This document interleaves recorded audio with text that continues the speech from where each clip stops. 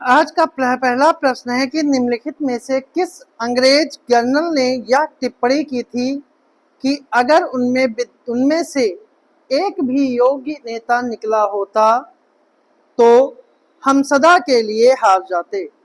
तो यह कथन जो है वो किसका है? ऑप्शन है John Lawrence, general Hugh Rose, general Havelock या फिर इनमें से कोई नहीं। तो इसका सही जो आंसर है वो आपका है A option, John Lawrence. John Lawrence ने यह कहा था कि अगर विद्रोहियों में से कोई योग्य नेता होता तो हम सदा के लिए हार जाते। यह कथन जो है वो 1857 के युद्ध में विद्रोह के समय कहा था। अगला प्रश्न है, निम्नलिखित विद्रोहों में से कौन सा सुमेलित नहीं है? सन्यासी विद्रोह, भील विद्रोह, सतारा विद्रोह या फिर संथालों का विद्रोह।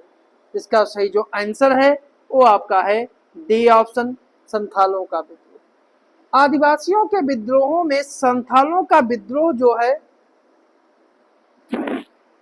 वो जो है 1854 से लेकर 1855 1854 से 1855 के मध्य हुआ था। भागलपुर से राजमहल के बीच का क्षेत्र दामन ए कोह के नाम से जाना जाता था और संथालों के दो प्रमुख नेता सीदो और कान्हू ने इस विद्रोह का नेतृत्व किया था। अगला प्रश्न है, सरोजिनी नायडू के संदर्भ में निम्नलिखित कथनों पर विचार कीजिए कि सरोजिनी नायडू वह भारतीय राष्ट्रीय कांग्रेस की पहली महिला अध्यक्ष थी। 1925 में कानपुर अधिवेशन में भारतीय राष्ट्रीय कांग्रेस की अध्यक्ष बनी। उन्हें कविता लेखन के योगदान के लिए नाइटिंगेल ऑफ इंडिया कहते हैं और भारत के प्रभुत्व में गवर्नर का पद संभालने वाली पहली महिला है। तो कौन सा कथन जो है वो सही है?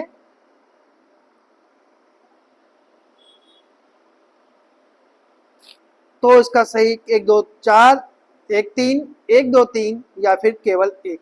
कौन सा कथन जो है वो असत्य कथनों पर, इसमें असत्य कथनों पर विचार करना है। तो इसका सही जो आंसर है वो आपका है डी ऑप्शन। पहला ही कथन जो है वो असत्य है, बाकी जो है वो सभी सत्य हैं, क्योंकि भारतीय राष्ट्रीय कांग्रेस की पहली महिला अध्यक्ष जो है वो एनी बेसेंट थी, ना कि सरोजिनी नायडू।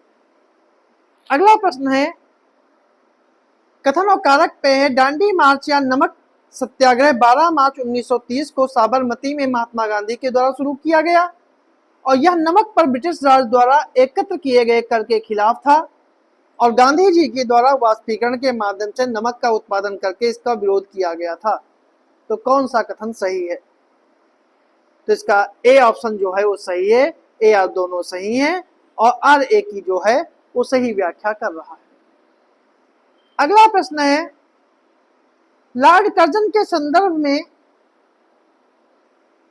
असत्य कथन में विचार करें कि पहला है, भारत के गवर्नर जनरल का पदभार ग्रहण करने वाले लॉर्ड कर्जन भारत के सबसे कम आयु के गवर्नर जनरल थे।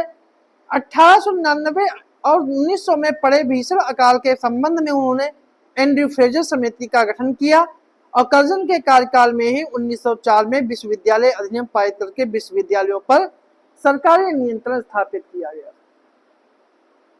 तो इसका कौन सा कथन जो है वो लॉर्ड कर्जन के बारे में असत्य है?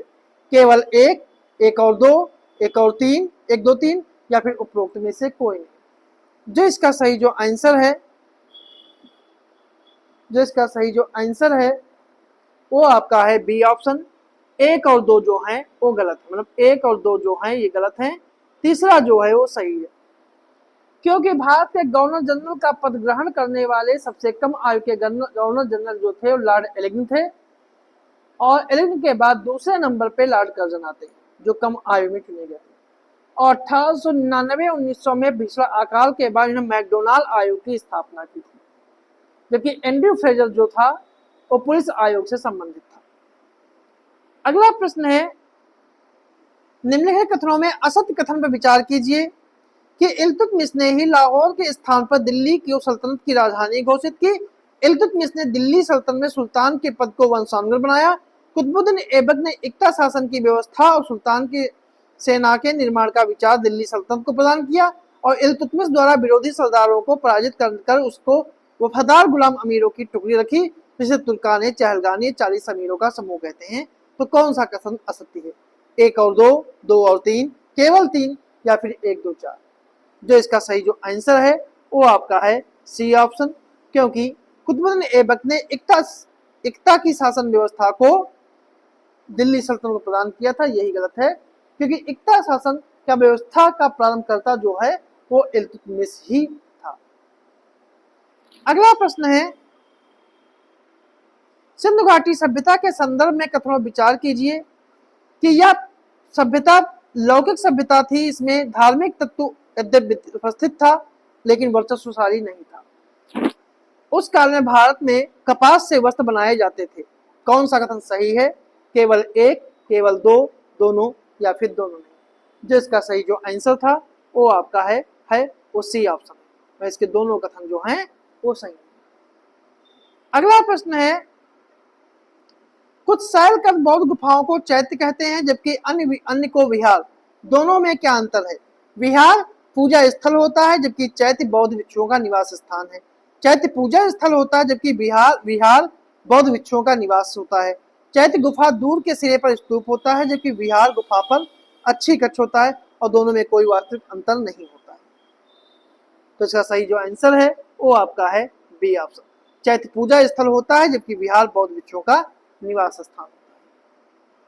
अगला प्रश्न है, भारतीय इतिहास के संदर्भ में कौन सा सामंती व्यवस्था का अनिवार्य तत्व है? कि अत्यंत सशक्त केंद्रीय राजनीतिक सत्ता और अत्यंत दुर्बल प्रांतीय और स्थानीय राजनीतिक सत्ता, भूमि के नियंत्रण और स्वामित्व का आधारित प्रशासनिक संरचना का उदय, सामंत तथा उसके अधिपति के बीच स्वामी और दास का संबंध बनाना। तो कौन सा कथन सही है? 1 और 2, 2 और 3, केवल 3 या फिर 1, 2, 3? जो इसका सही जो आंसर है वो आपका है बी ऑप्शन, 2 और 3। मतलब कि बी ऑप्शन इसका जो है वो सही है। अगला प्रश्न है, भारत की धार्मिक प्रथाओं के संदर्भ में स्थानकवासी का संप्रदाय का संबंध किससे है? बौद्ध मत, जैन मत, वैष्णव मत या फिर शैव मत? जिसका सही जो आंसर है वो आपका है बी ऑप्शन, जैन मत, क्योंकि ये मूर्ति पूजा का खंडन करते हैं, निराकार ईश्वर की अवधारणा में विश्वास रखते हैं। अगला प्रश्न है, निम्नलिखित कथनों पर विचार कीजिए। बाबर के भारत के आने के फलस्वरूप उपमहाद्वीप में बारूद के उपयोग की शुरुआत हुई। उस क्षेत्र में स्थापत्य कला में मेहराब और गुंबद बनने की शुरुआत हुई। उसी क्षेत्र में तैमूरी राजवंश स्थापित हुआ। कौन सा कथन सही है? 1 और 2, केवल 3, 1 और 3 या फिर 1, 2, 3? जो इसका सही जो आंसर है वो आपका है बी ऑप्शन, केवल 3, क्योंकि भारतीय उपमहाद्वीप में बारूद का सबसे पहले प्रयोग 1367 में बहमनी और विजयनगर साम्राज्य के बीच हुआ था और बाबर आने के बाद इसका व्यापक प्रचलन प्रारंभ हुआ। इस प्रकार पहला कथन जो है असत्य है। दूसरा कथन जो है, स्थापत्य कला में मेहराब गुंबद का प्रयोग बाबर से पहले दिल्ली सल्तनत काल में ही प्रारंभ हो गया था। इस प्रकार दूसरा कथन भी गलत है। तीसरा कथन जो है वो सही है। अगला प्रश्न है, निम्नलिखित किलों में से ब्रिटिशों ने किसका सबसे पहले निर्माण किया था? Fort William, Fort Saint George, Fort Saint David या फोर्ट सेंट एंजेलो? जो इसका सही जो आंसर है वो आपका है B option, Fort Saint George. Fort Saint George किले का निर्माण जो है ब्रिटिशों ने इसका निर्माण 1640 में किया था। 1640 में। अगला प्रश्न है, निम्नलिखित में से कौन भारत में उपनिवेशवाद के आर्थिक आलोचक थे? दादा भाई नौरोजी, जी सुब्रमण्यम अय्यर, आर.सी. दत्त? तो कौन सा कथन सही है? केवल 1, 1 और 2, 2 और 3 या फिर 1, 2, 3? जो इसका सही जो आंसर है वो आपका है डी ऑप्शन। ये तीनों जो हैं भारत में उपनिवेशवाद के आलोचक थे। मतलब डी ऑप्शन जो है वो सही है। आर.सी. दत्त ने एक पुस्तक लिखी थी, इकोनॉमिक हिस्ट्री ऑफ इंडिया, और सुब्रमण्यम अय्यर ने अपने अखबार के माध्यम से, और सुब्रमण्यम अय्यर जो हैं वो द हिंदू के संपादक थे और दादा भाई नौरोजी पहले भारतीय थे जिन्होंने उपनिवेशवाद की आर्थिक आलोचना की। अगला प्रश्न है, lectures from Colombo to Almora निम्नलिखित में से किसके अनुभवों पर आधारित है? वीर सावरकर, एनी बेसेंट, रामकृष्ण परमहंस या फिर स्वामी विवेकानंद। जो इसका सही जो आंसर है वो आपका है डी ऑप्शन, स्वामी विवेकानंद। स्वामी विवेकानंद ने ये पुस्तक जो है 1897 में लिखी है, जो अमेरिका शिकागो से लौटने के बाद श्रीलंका और भारत में उनके द्वारा दिए गए व्याख्यानों पर आधारित है। अगला प्रश्न है, एनिवेशन से संबंधित कथनों विचार कीजिए कि होम रूल आंदोलन प्रारंभ करने के लिए उत्तरदायी थी और थियोसॉफिकल सोसाइटी की संस्थापिका थी। इन्होंने इंडियन नेशनल कांग्रेस की पहली महिला अध्यक्ष थी। तो कौन सा कथन सही है? ए केवल एक, दो और तीन, एक और तीन या फिर एक दो तीन। जिसका सही जो आंसर है वो आपका है बी ऑप्शन, सी ऑप्शन, केवल एक और तीन। और दूसरा कथन जो है गलत है, क्योंकि थियोसॉफिकल सोसाइटी की स्थापना जो है मैडम ब्लात्वस्की और कर्नल अलकाट ने 1875 में की थी। अगला प्रश्न है, 1927 में गठित बटलर कमेटी का उद्देश्य था केंद्रीय एवं प्रांतीय सरकारों की अधिकारिता निश्चित करना, भारत के सेक्रेटरी ऑफ स्टेट की शक्तियों को निश्चित करना, राष्ट्रवादी परस्पर संसद व्यवस्था अधिरोपित करना और भारत सरकार और देशी रियासतों के बीच संबंध सुधारना। तो कौन सा कथन जो है वो सही है? तो सही जो आंसर है वो आपका है डी ऑप्शन, भारत सरकार और देशी रियासतों के बीच संबंध को सुधारना। अगला प्रश्न है, निम्नलिखित कथनों पर विचार करें कि फैक्ट्री एक्ट 1881 में औद्योगिक कामगारों की मजदूरी नियम के लिए और कामगारों को मजदूर संघ बनाने की दृष्टि से पारित किया गया था। एम लोखंडे ब्रिटिश भारत में मजदूर आंदोलन स्थापित करने में अग्रगामी थे। तो कौन सा कथन जो है वो सही है? केवल एक, केवल दो, दोनों या फिर दोनों। जिसका सही जो आंसर है वो आपका है बी ऑप्शन, केवल दो। मतलब दूसरा कथन जो है वो सही है, पहला कथन जो है वो गलत है, क्योंकि 1881 का फैक्ट्री एक्ट जो था वो मजदूरों के कल्याण के लिए कारगर नहीं रहा था, क्योंकि इसमें प्रावधान केवल भारतीय मालिकों के द्वारा संचालित फैक्ट्रियों में ही लागू होते थे। उन्हें संगठित और श्रम संगठन बनाने का अधिकार नहीं दिया गया था और भारतीय मजदूरों को संगठित आंदोलन करने में एम लोखंडे का महत्वपूर्ण योगदान है। अगला प्रश्न है, कथनों पे है कि वर्ष 1939 में सभी प्रांतों में कांग्रेस के मंत्रिमंडलों ने त्यागपत्र दे दिया।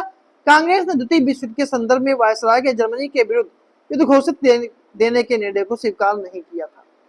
तो इसका कौन सा कथन सही है? तो इसका ए आर जो है दोनों सही है और ए आर की जो है वो सही व्याख्या करता है, मतलब ए ऑप्शन का जो है सही है।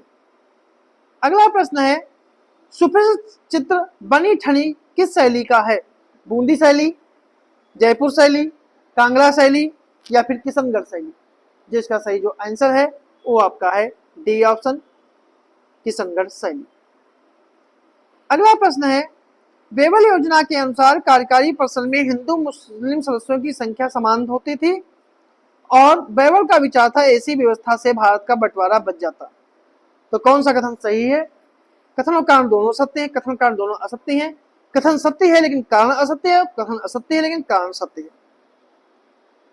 तो इसका सही जो आंसर है वो आपका है सी ऑप्शन, कथन सत्य है लेकिन कारण जो है असत्य है। क्योंकि द्वितीय विश्व की समाप्ति के बाद तत्कालीन वायसराय बेबल भारत में गतिरोध को दूर करने के लिए 1945 में बेबल योजना रखी, जिसकी मुख्य बातें थी कि वायसराय की कार्यकारिणी परिषद को पुनर्गठित किया जाए और सभी दलों को प्रतिनिधित्व दिया जाए। कार्यकारिणी में मुसलमानों की सदस्य संख्या हिंदुओं के बराबर होगी, भारतीय स्वयं पर संविधान बनाएंगे। तो इस प्रकार पहला जो कथन सत्य है लेकिन कारण जो है असत्य है। तो ये थे हमारे आज के कुछ प्रश्न।